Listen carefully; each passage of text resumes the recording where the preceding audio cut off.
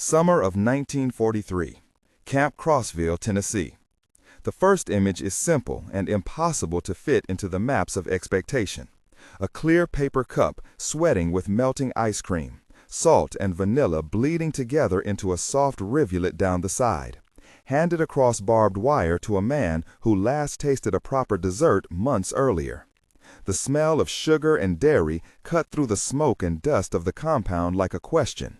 For a German prisoner who had been raised on rationed bread and thin broth, that spoonful registered as more than sweetness.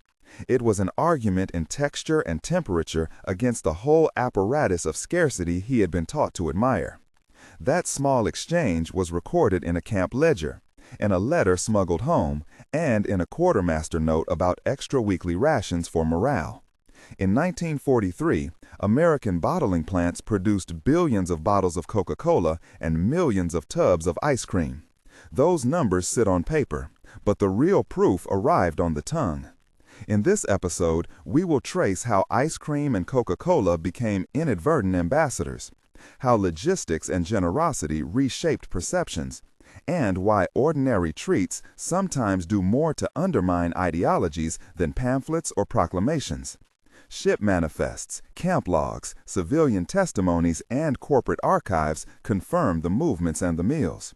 Stay until the end and you will see how a scoop and a soda could travel farther than armies and speak louder than doctrine. The first time prisoners encountered the canteen was confusion wrapped in brightness. A transport train had arrived from the port with boxes stamped PX and Red Cross, and men clustered like birds around crates labeled chocolate, condensed milk, and evaporated milk. The air smelled of cardboard, of the faint metallic tang of canned goods, and the sharp sweet of sugar. Lieutenant James Carter of the Quartermaster Corps had handwritten orders in his ledger: distribute one special item per man each Sunday. He remembered the rhythm of distribution as a kind of reluctant liturgy. Orderly, he told Corporal Mike Harris, line them up alphabetically and tally the calories. Mike wiped his palms against his trousers and answered, "Yes, sir, I will mark names and hand them out." Nearby, Carl Fisher, a former baker and one of the prisoners, ran his fingers along a crate of chocolate bars as if reading a hymn. The scene was documented in a shipment manifest from the Liberty ships that crossed the Atlantic, carrying not only men but provision. The contrast was already stark. Men who had learned to equate plenty with moral decadence now encountered abundance distributed with almost clinical generosity. Testimonies, like a diary entry from Otto Bauer and a later interview with Ingrid Weber, described the first tastes. Otto boasted of a fizzy drink that felt like sunlight. Ingrid recalled ice cream melting on her tongue during a visit to a guarded canteen. Men traded stories about prices that made no sense to them. A soda cost 5 cents in the PX, the same price a child would pay in a small American town. The rule book of scarcity had no column for that.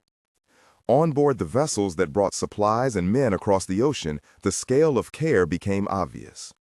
On a converted troop ship, kitchen crews churned ice cream in metal vats that shook with the motion of waves. The air mixed with the cold scent of churned cream, the metallic clang of ladles, the low hum of refrigeration units, and the far-off call of gulls. Records from the ship logs note caloric counts allocated per prisoner on certain long crossings, a fixed amount for energy, and an extra treat on certain holidays. The engine room felt hot, but the freezer room smelled of peppermint and milk, one Marine cook later testified. Conversations between the chief steward and a visiting chaplain offer an insight into intent and improvisation. "How many tubs can we spare for them this week?" asked the steward. The chaplain answered, "As many as you can manage. It does them good." "They are men like us," the steward said, "and the cup they hold is the same." There were numbers to support generosity. Ship manifests listed hundreds of crates of preserves, tens of thousands of chocolate bars, and thousands of gallons of milk products. The mechanical refrigeration units, the new Liberty ships, and the rail cars with insulated walls were the unsung technology behind the gesture. Men celebrated small freedoms on deck with frozen dessert, the slap of spoon on metal bowl audible above the ocean wind. These were improvised moments of care that had structure.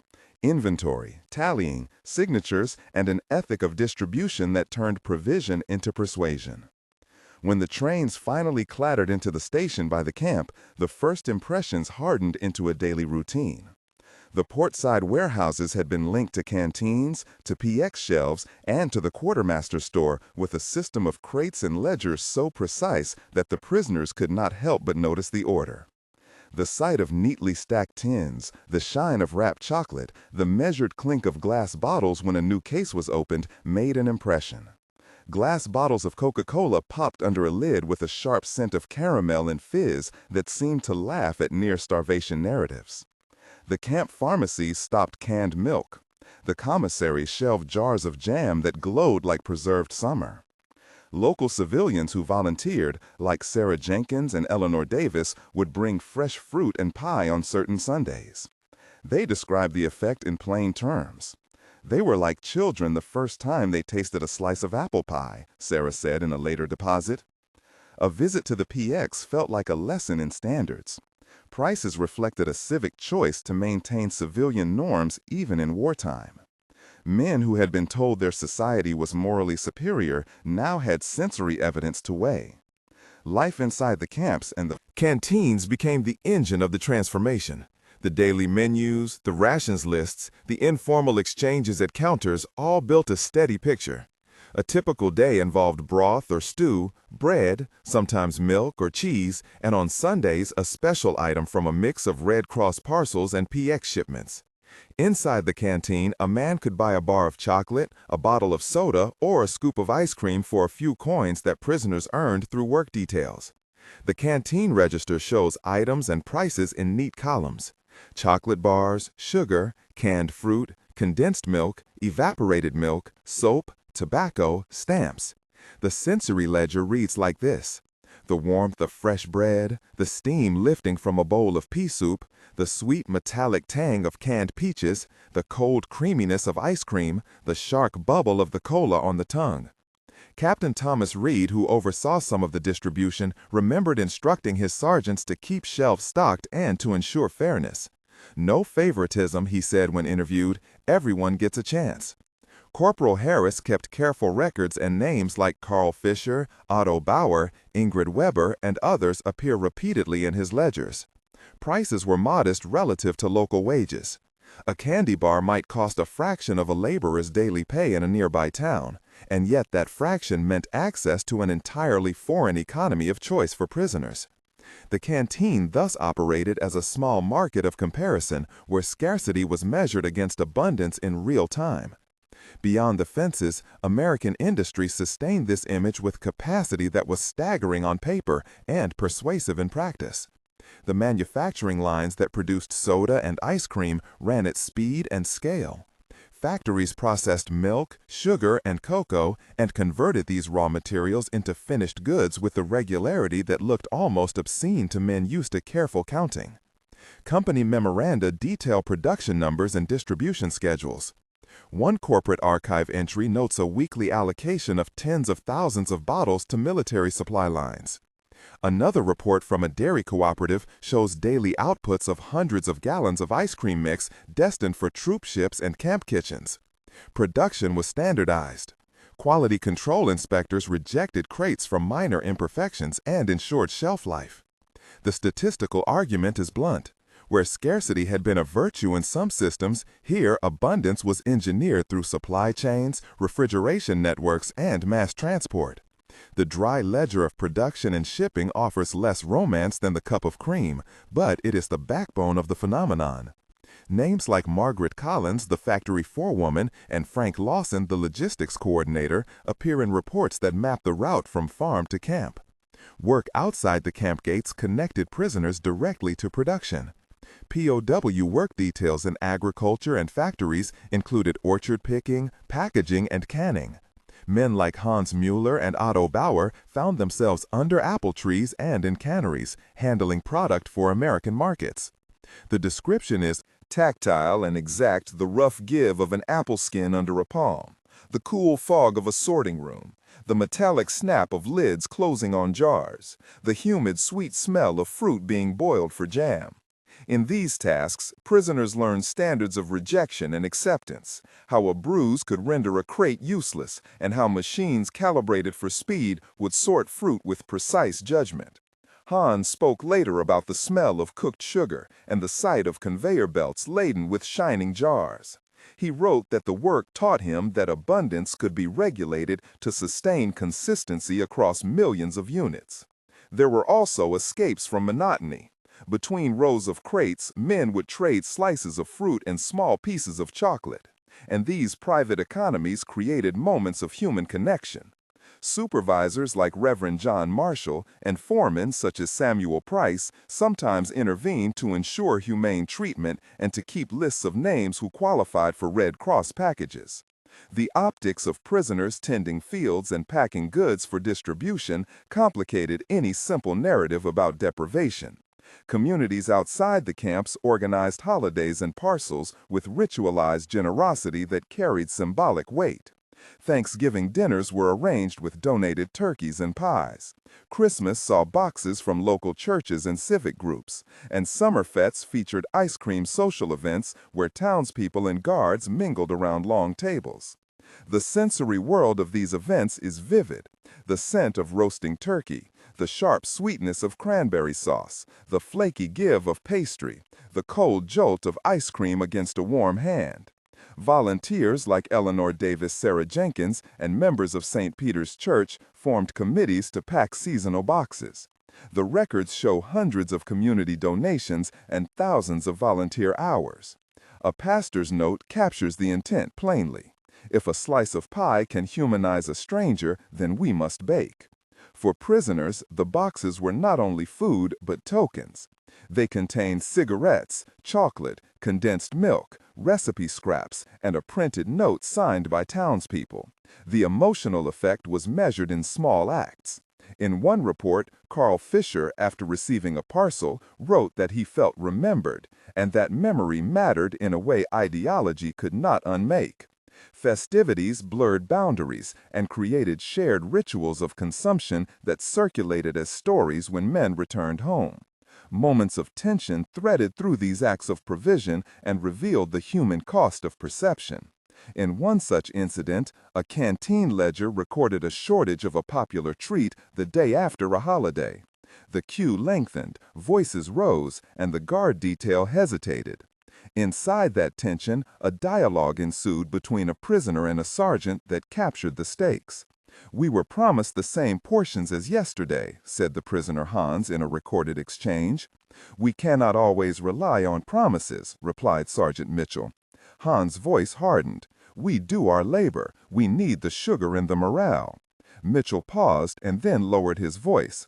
"You are right. We will adjust records and pull from the reserve." The exchange continued with guarded candor, and work rosters were reshuffled. That moment, recorded in 2 eyewitness statements, lasted minutes but shifted relationships. Such tension paragraphs revealed the internal decisions and memories that led to moral choices and policy adjustments. The incident was followed by a small internal inquiry and by a note from Lieutenant Carter reassigning allocations to be more predictable. These minutes of friction show that generosity was not a simple benevolence, but a negotiated practice that required administrative will and occasional sacrifice by civilians. Backstory matters because these encounters reached into life histories. Hans Mueller had been a baker's apprentice in a town near Dresden. He learned to measure sugar by feel, to judge the doneness of a loaf by color, and to hide a small piece of dough for a child who had none. His early life was defined by steady work and a belief in order. 2 paragraphs will show his arc. As a young man, he joined the Army thinking service was honor and stability. He left letters describing the strict rationing at home the way one annotates a recipe. When captured, he found in the canteen the same ingredient lists he had known, but in abundance. That familiarity mixed with surprise. He kept a small notebook where he wrote the names of items he missed the most and the ones that tasted like youth. His reflections later confessed a shift. Abundance did not automatically mean decadence. It could also be a measured social choice. Lieutenant James Carter's backstory runs parallel. He grew up on a farm in Ohio learning to repair milking machines and count feed rations. His training as a quartermaster made him obsess over inventories, dates, and seal counts. 2 paragraphs show his internal logic. When he encountered POWs, he approached distribution as a logistical problem to be solved fairly and efficiently. He recorded every biscuit, every bottle, and every scoop in a ledger that would later serve as archive material. He believed that maintaining standards for those in custody demonstrated a civic value. His letters home show a man negotiating duty and empathy, noting small human details like the way a prisoner would polish a spoon or the way guards softened when children from town visited. His administrative decisions came from a place where supply chains could be moral acts. Across the narrative, many secondary characters appear and act. Carl Fisher, the baker, became an informal translator and insisted on fairness at the counter. Otto Bauer, the orchard worker, kept a list of men who had not received parcels. Ingrid Weber, a nurse who worked in the camp infirmary, passed a bowl of ice cream to a fevered patient and recorded his surprise. Captain Thomas Reed oversaw distribution and wrote memos advocating for consistent allocations. Corporal Mike Harris kept ledgers and enforced lines. Sarah Jenkins and Eleanor Davis organized local drives. Reverend John Marshall mediated disputes and suggested extra parcels for religious holidays. Samuel Price supervised outdoor work details and maintained labor rosters. These names appear across logs, letters, and testimonies, and their specific actions form the social scaffolding that allowed treats to circulate and meanings to shift. Midway through this story, pause and consider what struck you. You have just heard about that small, impossible object, the cup of ice cream, the bottle of Coca-Cola, the parcel tied with twine. If that image resonated, stop for a moment and think of a time when a small taste or an unexpected gift changed how you thought about a place or a person. Share that in the comments with a single word and a sentence. Write either ice cream or Coca-Cola or parcel or chocolate, and then add one short line saying why it mattered. Your contribution helps shape which stories we investigate next and grounds historical research in lived memory. Short comments from people who experienced similar moments have helped verify archival leads for past episodes. Your word will not only be a reaction, it will be a data point. It will help us look for documents, interviews, and local records. After you comment, continue with us and we will trace how those private moments accumulated into public consequence. The production apparatus that underpinned these gestures had numbers that were difficult to contest. Company records and government requisitions show weekly allocations of sugar, butter, and milk across supply chains. A corollary report from a dairy association listed daily shipments in gallons and documented refrigerators in troop ships and rail cars that kept perishable goods cold. An industrial ledger named supervisors like Margaret Collins and Frank Lawson and mapped their routes. The logistics were precise. Crates, labeled with destination camp numbers, sealed by quartermaster signatures and accompanied by inventory lists. Economists later used those wartime data to model post-war consumer markets, showing that exposure to products and standards altered tastes and demands. Where prisoners later returned to civilian life, they and their families occasionally sought similar goods. That migration of preference had measurable effects on trade and on local markets. Quality control standards that had been learned under a light of necessity became expectations. After the war, the consequences were tangible. Returning prisoners wrote about the taste of a chocolate bar they had first eaten in a camp and how they told tales about refrigeration and abundance. Some political conversations referenced these experiences. Letters sent home with small sweets sparked curiosity among relatives who then sought to emulate packaging or to request specific items from overseas contacts. Policies, too, reflected the flow. Relief programs and trade arrangements sometimes used food gifting as a diplomatic tool. Within a year, and at 3 months, and at 6 months, a pattern emerges. 1 month after repatriation, men often reported heightened appetites for foods they had been denied. 3 months in, many households, a shared canteen-style meal appeared in stories as a way to reconnect families. 6 months later, some local businesses saw a modest uptick in demand for confectionery items as returning men asked relatives to buy similar products. These anecdotal shifts coincide with trade figures that show a rise in imports of certain packaged goods to regions of Europe that had direct contact with American marshalling points. In the final accounting, the small objects mattered because they embodied a system. The cup of ice cream, the soda bottle, the care in a canteen were sensory proof of a society that could produce at scale and still choose to share. Records from the quartermaster, the Red Cross, and corporate archives combine into a simple analytic claim. Production plus distribution equals persuasion when recipients can compare lived experience to proclaimed ideals. The numbers are not the only proof, but they are essential. Billions of bottles, millions of bars, and thousands of tubs of dessert do not by themselves change minds, but they become evidence when coupled with consistent humane administration and local civic engagement.